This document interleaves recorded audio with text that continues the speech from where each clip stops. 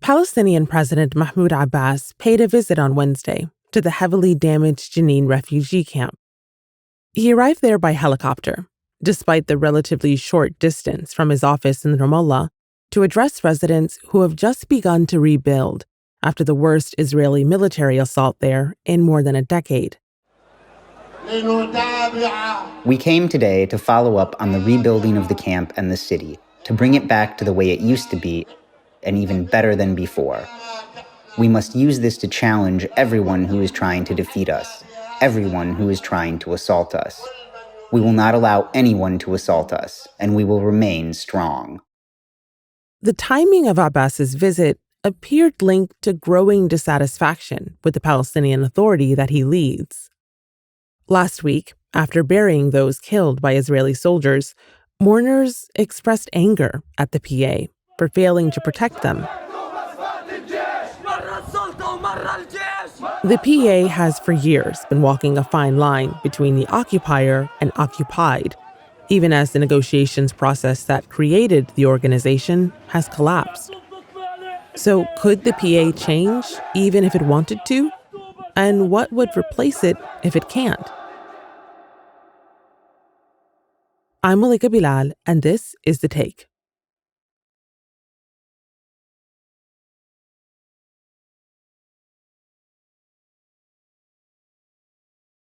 Noor, let's start with an introduction, because many people will be very familiar with your name, longtime viewers and listeners of Al Jazeera.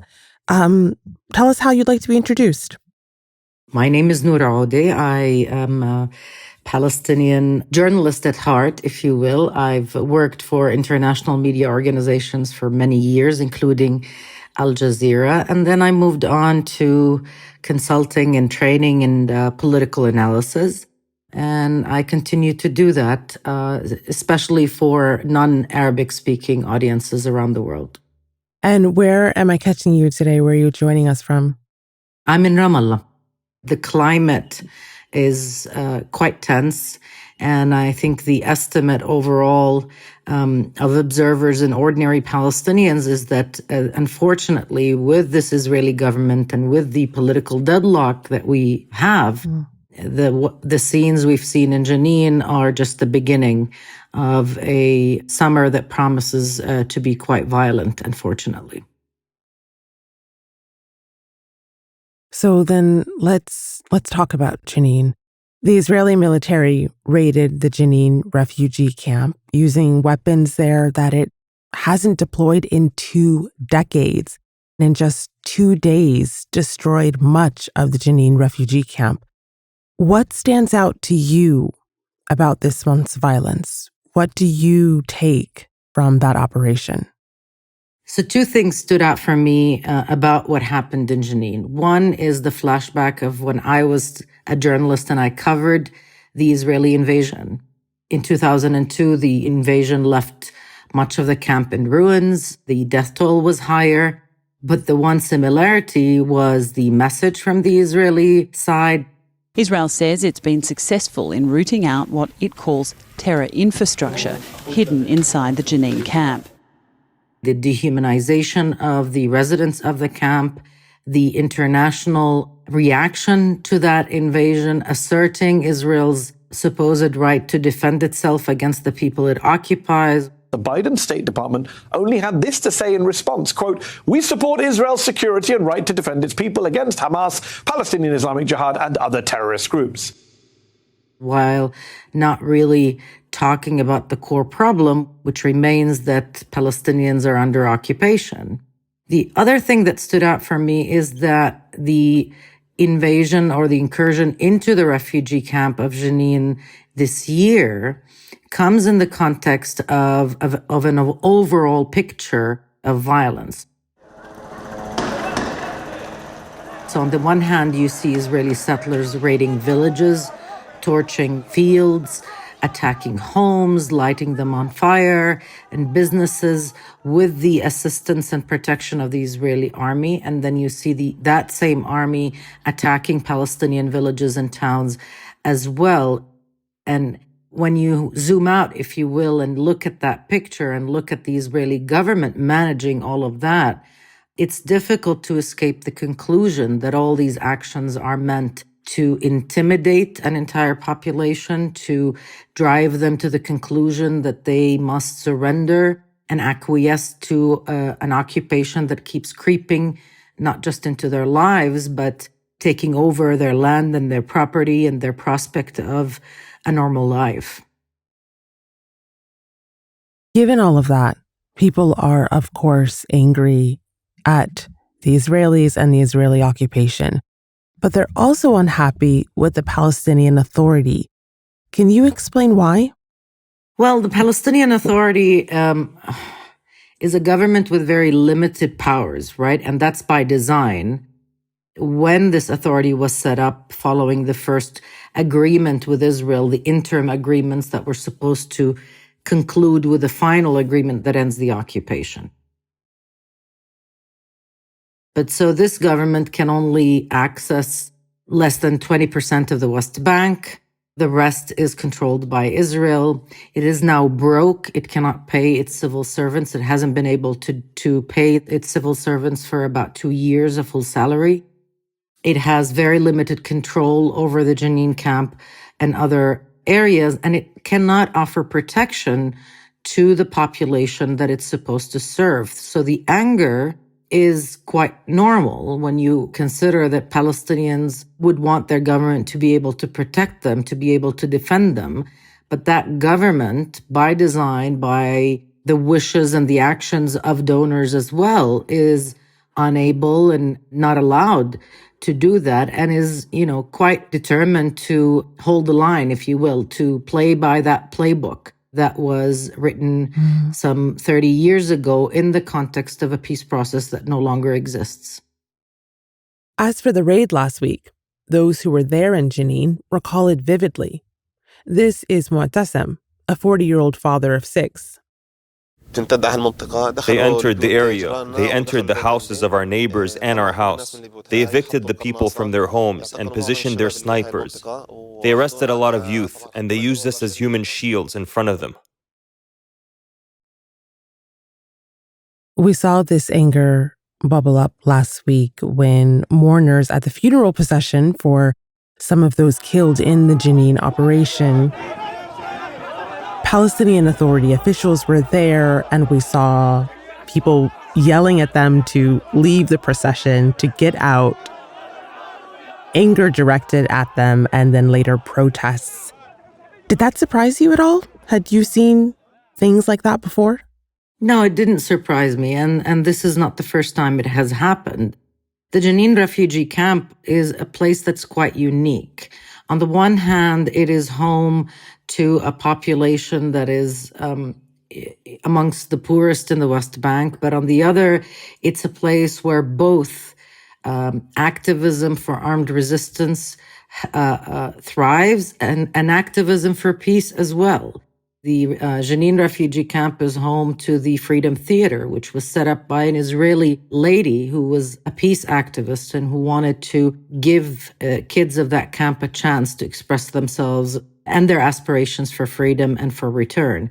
And because of the nuanced reality of that camp, we've seen residents there express their outrage before in 2002 and even on other occasions. It was very predictable, really. The Palestinian Authority is in a difficult position, and it's one that you must know well because you worked with the PA as government spokesperson to the Palestinian Authority, the first ever female government spokesperson. Did you ever feel caught in between the two sides, explaining the position of the PA? What was that like for you? Well, I was, contracted as a specialist for 10 months before the government I represented resigned, and I resigned as well. And at the time, it was really quite a different dynamic. At that moment, there was still some confidence in what PA institutions do. It was the beginning of the downward spiral, really, that has lasted about 10 years.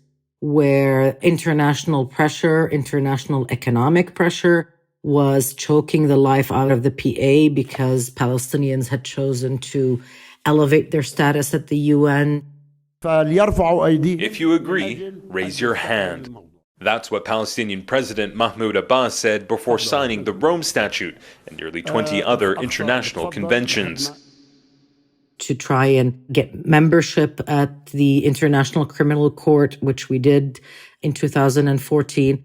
And in response to that, the American administration at the time, many of its allies, suspended financial assistance to the Palestinian people. Israel imposed financial sanctions on the PA. And so the government was struggling economically. So the situation was difficult because of those things, but it was different in the sense that the social contract hadn't broken down. And the Israeli government in power at the time, while still pursuing settlement expansion and all sorts of destructive policies, was not in any way resembling the one that we have now with self-avowed fascists and, convicted terrorists and people who deny that the Palestinian people exist as a nation. Noor, earlier this week, Israeli Prime Minister Benjamin Netanyahu's office said that Israel would take steps to prevent the collapse of the PA. He didn't get into specifics. It almost makes it sound as though Israeli politicians are more invested in propping up or keeping up the PA than many Palestinians. You chuckled there. What do you make of that statement? I think it's farcical because, Netanyahu has no interest in protecting the PA, and B, what he said, which wasn't as widely reported, was that these supposed measures would come into place if the Palestinians do not continue with their steps at the international level to achieve accountability. Namely, going to the International Court of Justice later on this month, to seek an advisory opinion on the very legality of Israel's presence in the West Bank and Gaza. 87 votes in favor of requesting the International Court of Justice's opinion on Israel's occupation of the Palestinian territories. So, conditioning steps that Israel should be doing as an occupying power that has obligations under international law to Palestinians not doing what makes sense, which is for them to seek accountability, it's laughable. It's not that this government is rebelling, but it's doing at a minimum, what it needs to do to provide for its people, even though it can't defend them. And even that is not acceptable to the Netanyahu government. I want to pick up on that part, even though it can't defend them, because I'd love if you could explain to our listeners that the international community expects the PA to cooperate with Israel. It has these security cooperation agreements. But if the PA tried to say, stop this latest Israeli incursion into Jenin by force, it wouldn't have been able to. Can you walk me through that delicate balance there? Right. And to bring it maybe closer home to your listeners, I would compare it with the following.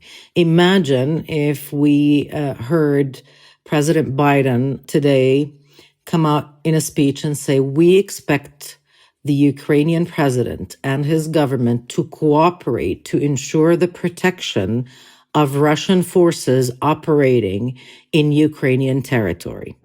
Okay, that's exactly what is expected of the PA, to cooperate with the Israeli army to ensure the protection of the occupation army operating illegally inside occupied Palestinian territory.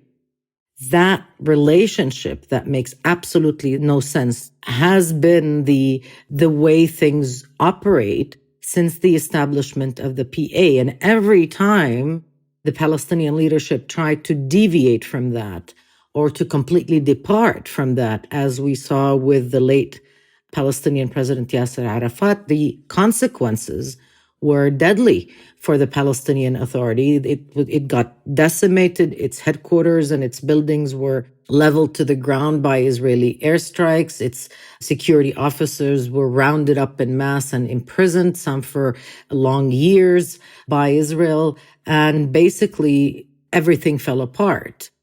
So the PA is not exactly free to completely change the equation. How has the Palestinian Authority responded to Israel's statements? And more importantly, how have they responded to criticisms from Palestinians?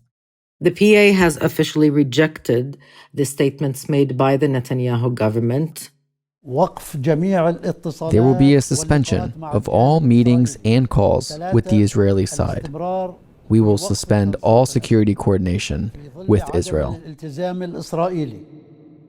I've seen statements affirming that the Palestinian side will continue to go on to the International Court of Justice towards the end of July and will continue to seek accountability. Now, responding to the Palestinian criticism or outcries is more nuanced, and it's not so much done in straightforward statements because there is a division that is happening, because there are rival factions in the Palestinian political system, because of also the undeclared battle for succession.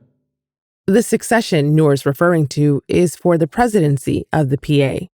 There hasn't been an election in 17 years, so I asked her about it. Mahmoud Abbas has been the leader of the PA since 2005. He's now 87 years old. What and who will succeed him? That is a question I don't think anybody can answer at this moment.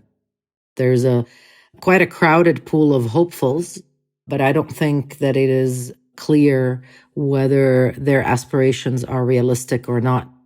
But I think the real question that we need to answer is, does it make any sense for any Palestinian figure to be hoping to succeed Mahmoud Abbas without elections? Anybody who does not come as a Palestinian leader through the will of this people will have a very hard time maintaining control over a population that has been in perpetual rebellion against injustice for over 100 years. So Abbas visited Jenin for the first time in years this week after the attack. Now, if you're not familiar with the Israeli occupation and the Palestinian cause and the Palestinian situation, this will seem quite surprising. Why hasn't he been? Why has it taken years? Well, Mahmoud Abbas is not known to be someone who appeals to the public. So that's not his public persona. He hasn't visited Jenin in about 11 years. But to put it in context, leaving Ramallah and going to any Palestinian city would require coordination with the Israelis in order for his convoy to move from Ramallah in the middle of the West Bank to Jenin in its northern edge. But really, Mahmoud Abbas it's not one of his habits to visit Palestinian cities, to speak to the people, to interact with them as a popular leader would do. It's a huge departure from his predecessor, Yasser Arafat, who was a man of the people, who would go everywhere and be everywhere and receive anyone, etc. So this visit did come as a surprise, I think, to a lot of us. I just don't think that I think it's too little, too late. Finally, Noor, I wanted to ask you about the current escalation of violence in the West Bank. It's the worst it's been in 15 years. I've seen headlines that posit that this might be a third Intifada. Are we witnessing a third Intifada? Is that something that Palestinians talk about in that way? Well, I don't like those labels personally. I think it's important to remember that the Palestinians have been resisting and revolting against foreign domination long before the word Intifada came into play. So we've been doing that for, like I said before, about 100 years or so against the British, and before that against the Ottomans and against the Israeli occupation. Whatever is happening right now, and I'm not sure we can label it anything, is a period where there is a surge in defiance of the occupation, whether through popular resistance or armed resistance. But the fundamental difference between what is happening now and what has happened throughout the decades before that is that this is happening in the context of Palestinian political division. There is no political leadership to what is happening. There is no political vision to where this resistance would go. And I think that in many ways jeopardizes the sacrifices that ordinary Palestinians are making. And, where do Palestinians go from here? The end goal is not to continue clashing with the Israelis. The end goal is to get rid of Israeli occupation, to have a free Palestine where Palestinians can exercise free will. Without a healthy political scene or polity, it's very difficult to see that materializing. And that, for me as an observer, worries me the most.